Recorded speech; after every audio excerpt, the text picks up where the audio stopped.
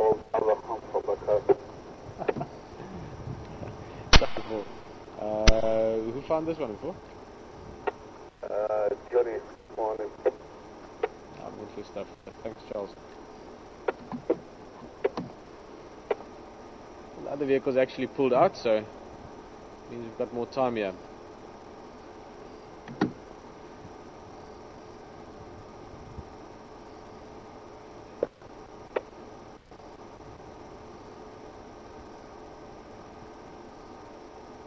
Ooh. Just to put that into perspective, that paw that you're looking at would literally be about the size of my head. If you put that paw on the side of my face, it would cover the whole side of my face. Without the nails open, without the toes extended, just the paw as it is there.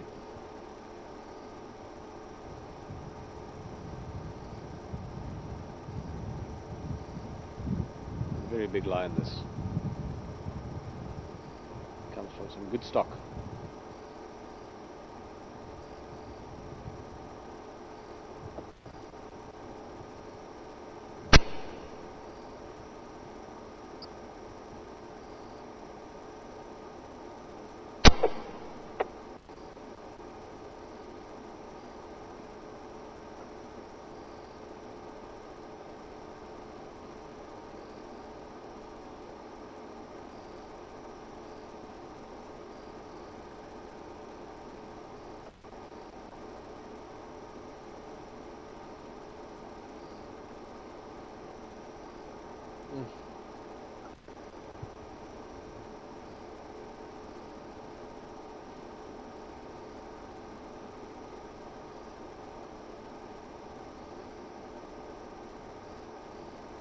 It's been interesting what's happened, and unfortunately difficult to really get the sort of the real feel for it because we see these lions so seldom.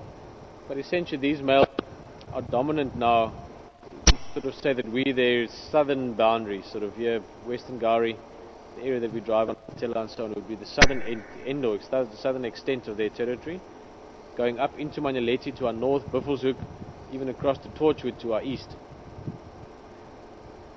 Why that's interesting is that it sort of almost makes them more the dominant males over the Kahuma pride than the Mapogos are at the moment, but the Kahumas have sort of managed to avoid these guys to a large extent as well. And it would be lovely if we could see the pride again and start getting into touch with the dynamics at the moment. But these guys certainly have asserted themselves here in the north to the point that the Mapogos haven't been up here. There's been no challenge in that respect. So interesting they're moving in.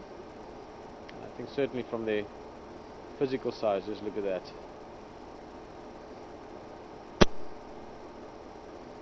Ah, very big cats.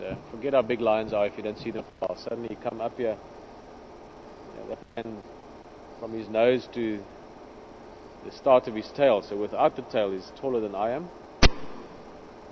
Tail included, it'll be probably just over 3 meters long from nose to tail tip. It's about 10, 11 feet. Big cat.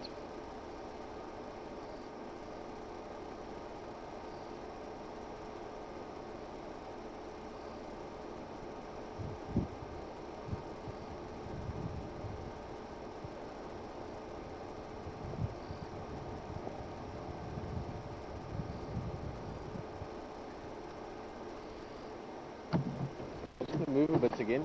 Let's see what that angle we had earlier, if that's still working. Down for a while in up there. Yeah, nothing. So, the Chongara. Standing up. Thank you very much. Guys, I'm just going to stick with this light for now. When there's a gap, we're going at infrared on, but it's just lucky for us that he's busy feeding. This lion is very full already, looking at his belly. So at any minute now, he might stop and go lie down like the other lion is doing as well. And then the action will stop for a while. So it's best we make the most of it while we can.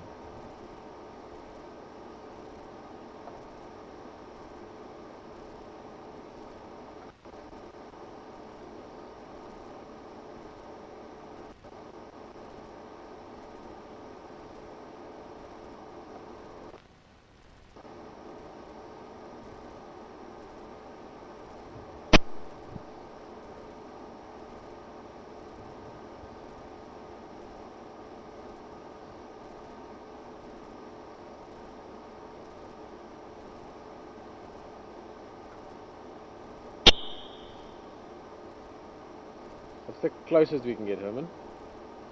I know he's moving a bit, but try and see how far we can look into that eye.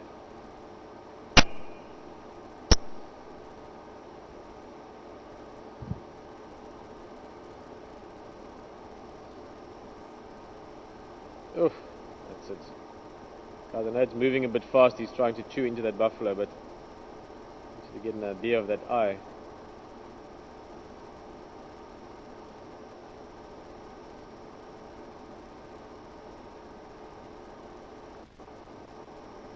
Look at that. Oh.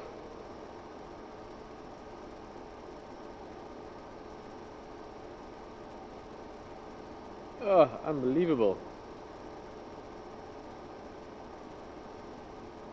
There's a lot that can be sensed in the eye of an animal. That is for sure.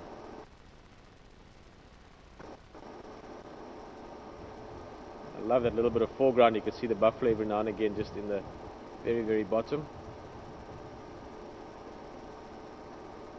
You can actually hear him chewing.